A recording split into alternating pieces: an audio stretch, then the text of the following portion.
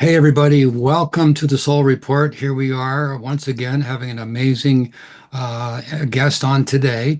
I'm your host, Dr. Douglas James Cottrell, and here we are bringing you conversations with the most thought-provoking motivational speakers, spiritual leaders, skilled therapists, intriguing personalities, and amazing people who have a story to tell about our amazing world. We're here to explore these remarkable individuals that help us through their unique modalities. So, whether you're seeking a spark of inspiration or some deep transformational wisdom, you're in the right place. Let's discover together the souls that are shaping our world.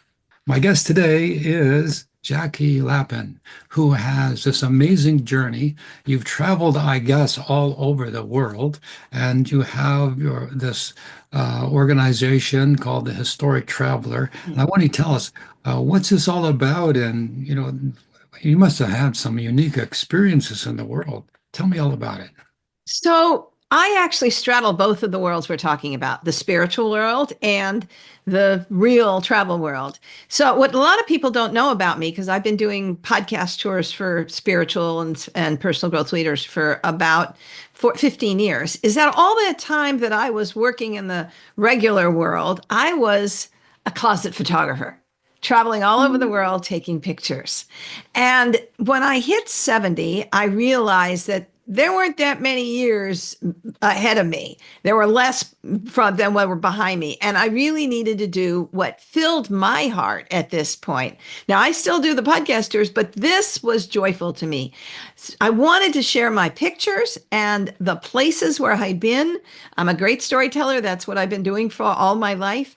And the books that I read, the historic novels, mysteries, and history books that really inform your sense of history. So, but read before you go, and which is what I've been doing all these years. I just absorb history so that when I go someplace, I know what I'm looking at. I understand how we got here. I understand the people that made this what it is. And so I created the Historic Traveler to marry all that together, to bring history to life through the visuals, my photographs, the stories, and the book. So every blog has a recommended readings of things that you should read. So I started with the blog, and then I realized that, hey, there are other people out there who love historic travel, and historic novels, historic reading of all kind, and they weren't connected with each other. And so I created a membership program called Historic Traveler International, where I bring people together for a lot of different resources. First of all, a community meeting where we get together and discuss all kinds of stuff. We have a book club, a book swap, a travel matching program. We have travel discounts. We have a travel agent that'll book it for nothing. But we also have the world's largest directory of historic novels, mysteries, and history books by city, state, or country. We have the first directory of historic hotels all around the world. We have the first directory of historic TV dramas and where you can watch them on streaming and live. And we have a 75-page magazine where the first half of the magazine is all about destinations and the second half is all about historic media, the books to read, the TV shows to watch. And so we brought it all together into one so that you can just come and take advantage of the blog. And I encourage you to sign up on the blog guest book at the bottom so that be part of our newsletter, and I'll tell you which blogs you might have missed. Or you can take advantage of, if you want to go to the next step, you can join the membership program.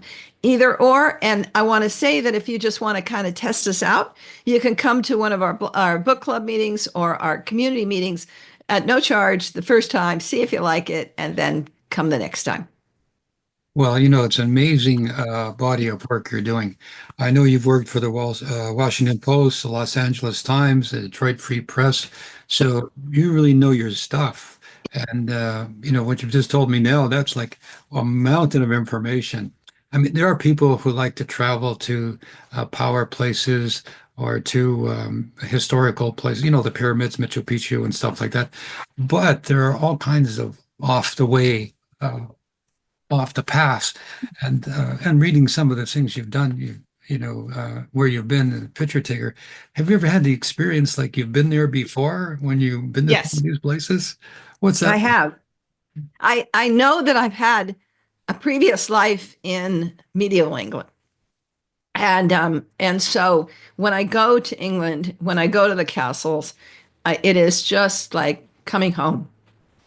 And when I read about that period, it's like it's almost as if I have lived that life and knew the people, and it's just extraordinary. You're absolutely right that I'm connected in that way. So when I was in Poland, I had the opportunity to go to a place where there were two castles. One was completely restored, and the other one was still in ruin. And the story behind that was that there were two brothers back in the day who rebuilt or had these two castles, and then they had a woman came along, and they were fighting over the woman, and disaster struck them both. So in present day Poland, where I was, the story was there's two brothers. They owned the two castles, and they decided to restore one. And there was the same woman who was married to one and then married to the second. And I was sitting there, I was going, what? But this is deja vu, like, I mean, how could the story be true? But I went into that castle and it was restored completely. And the awe of being in a castle and walking on the same, there were a lot of stones that were replaced, but basically it was intact. I was transported back in time, to that place. And I have some medieval something references in my past experiences as well. But when you go to some of these places you've been, I imagine you've been to hundreds. What draws you to, taking the picture or saying, I need to talk about this on my blog?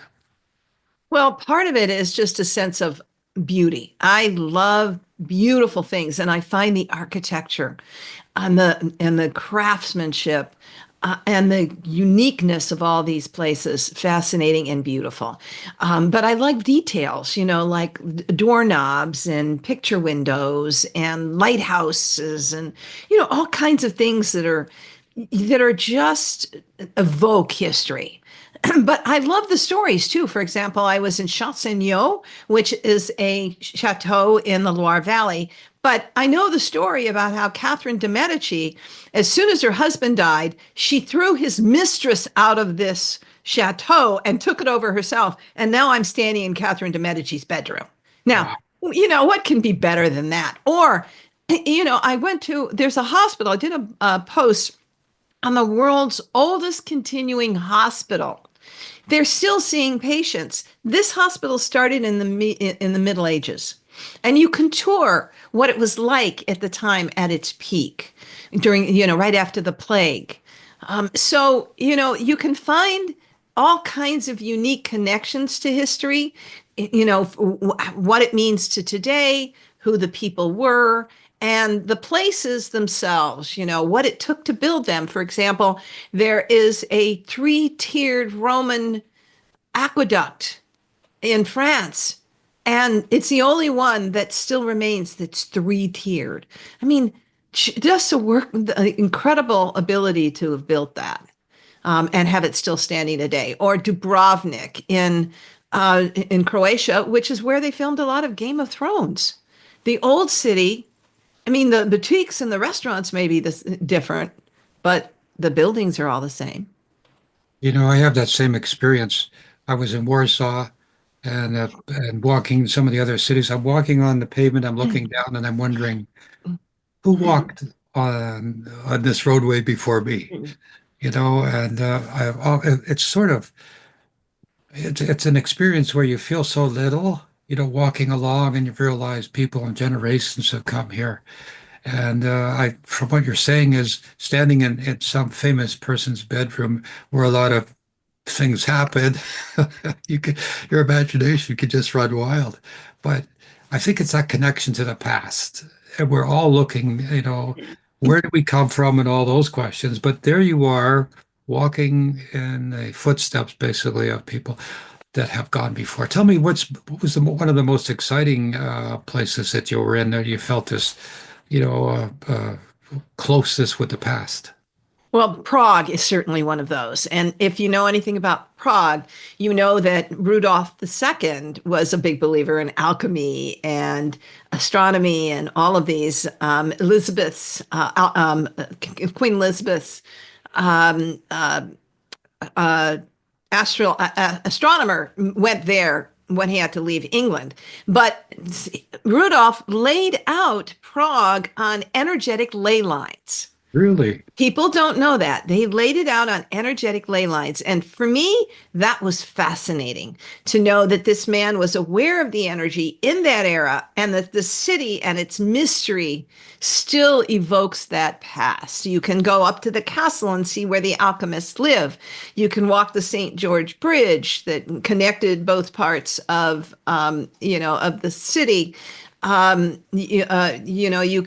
can wander into the old city and see the astrological clock.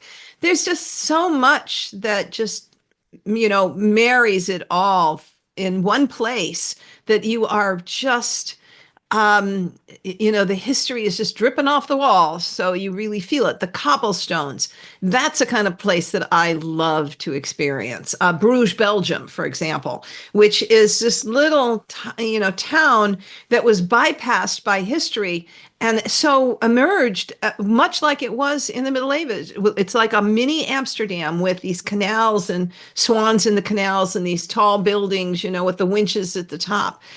It's where history stopped. And those are the kinds of places I love. Well, I kind of like that myself. I was in Spain. I went to southern part of Spain. It's called the Mesquita. I saw where you could see where the Ottoman Empire was in authority. Then the British Empire came along, and the conflicts where they put a huge statue of Queen Victoria in the middle of a mosque. I mean, you're standing there and you go, "Oh my gosh, the history." So you've had an amazing life going to these places, and I'm sure when people want to go somewhere or find somewhere, and listening to what you started off with in the program, you sound to me like you're the first person to go see to find out where to have these adventures off the beaten path. How do they do that? Well, absolutely. First, come to and look and see if there's a blog that where you want to go. So that'll be the first thing that informs you. The second thing is I also have a directory of what I believe are the best travel guides for history lovers, and that's the Insight Guides. We have over 200 of them on the site. So that's a great place to get started. And then, really look at, is there a particular time period that you are interested in? Are you interested in the medieval or the 18th century or the Regency period or battles? What is your personal interest and where that's going to take you, or sacred spiritual sites? And that's going to really direct the kinds of travel that you're going to want to do and the places that you're going to want to see. And then start mapping it and then read before you go. That's why we have this incredible directory of books and find the ones that are right for the area, and whether you want to digest it as real history or you want to get it as a historic novel. I mean, I've learned so much of my history just by reading historic novels. Let them do the research and I get to be the beneficiary of it. So Okay, so hold that thought. Where could people get a hold of you? Your website is? thehistorictraveler.com. And you have to put the THE at the beginning to get to us. Thehistorictraveler.com. And they can connect with me at Jackie@thehistorictraveler.com. Okay, hang on. We'll be right back after a short break.